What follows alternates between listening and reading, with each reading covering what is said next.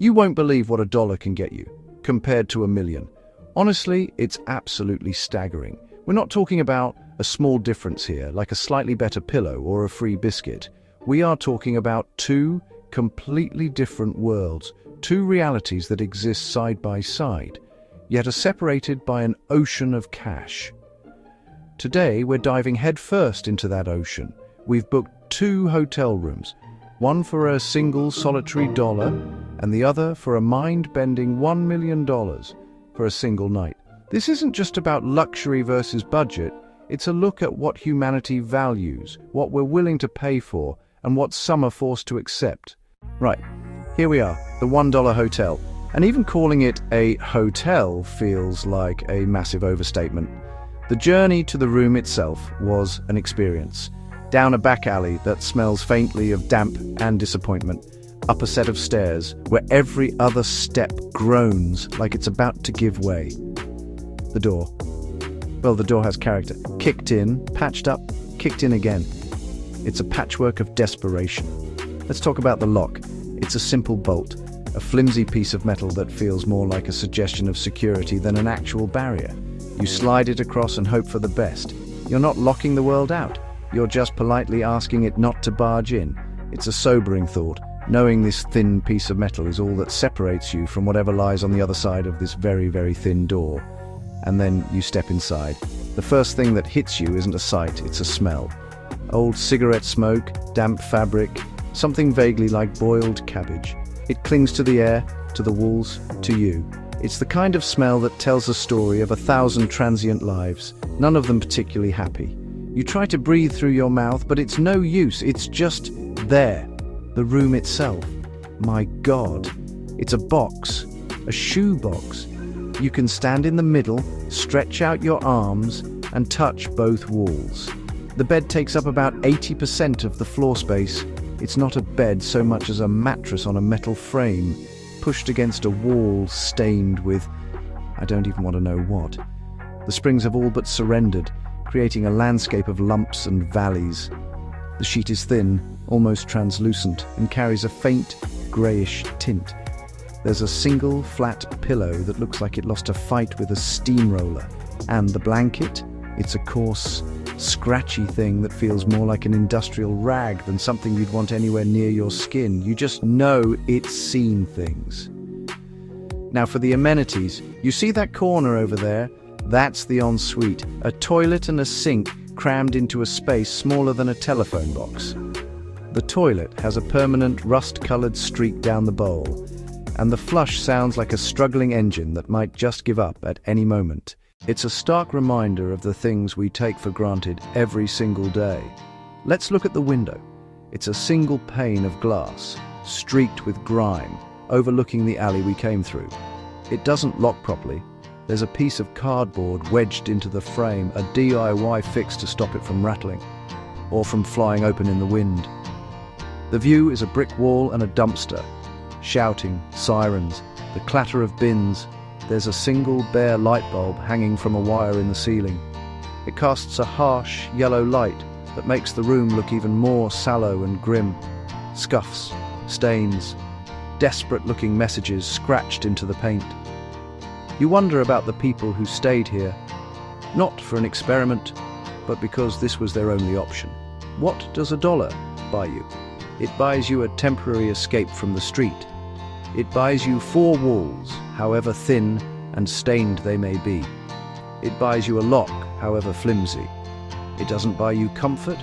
It doesn't buy you peace of mind. It doesn't buy you cleanliness or security. It's the absolute bare minimum of shelter, a transaction stripped of all dignity. You find yourself thinking about the person who needs this room, the person who arrives late at night, tired, cold, with only a few coins in their pocket.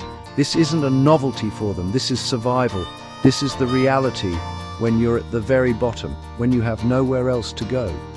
It's a place to exist, not to live. The sheer desperation of it all is overwhelming. Every single floor, from the dripping tap to the stained mattress, isn't just a sign of a cheap room. It's a symbol of a system where this is considered acceptable.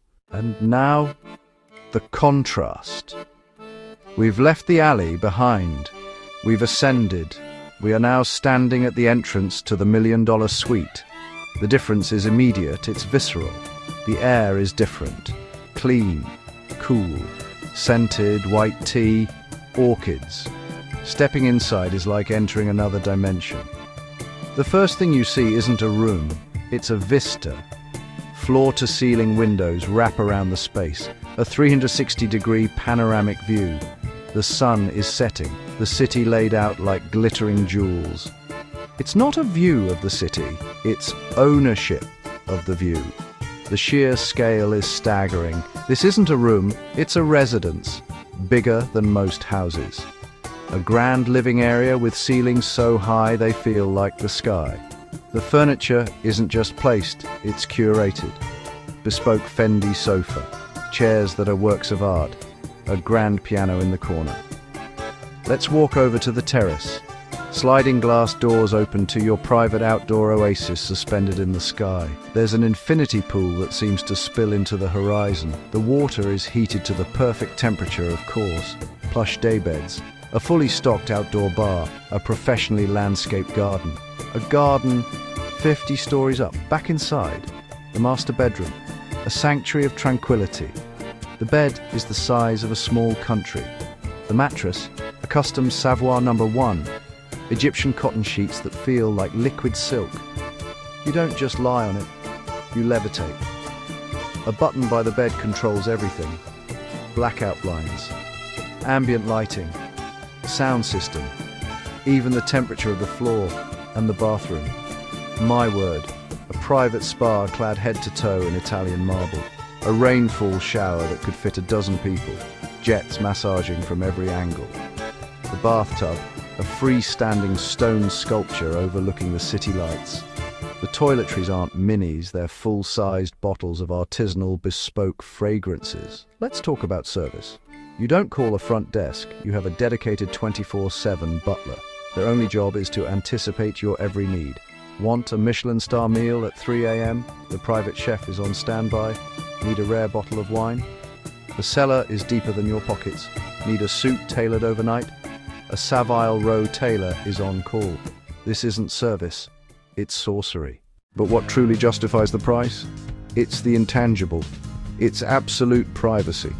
The bulletproof windows, the private elevator that ensures you never share a space with another soul. It's the prestige, the knowledge this is a complete fantasy for 99.99% of the world. It's the tiny details that scream wealth. The ice cubes in your drink are made from imported Norwegian spring water. The fruit bowl isn't just apples and bananas, exotic fruits flown in that morning. Every single element has been considered and elevated to an insane degree. You're not paying for a place to sleep, you're paying for a story. You're paying for a bubble of perfection, insulated from the grit below. It's a powerful, intoxicating feeling. The $1 room was about survival. This is about transcendence. It's about buying a temporary God complex. The silence is what's most profound. Up here, the city's roar is gone. The sirens, the shouting, the noise of life. So it's all been silenced. You are completely detached, floating in your marble and glass palace above it all. It's a silence that costs $1 million. A perfect, beautiful, and slightly terrifying silence.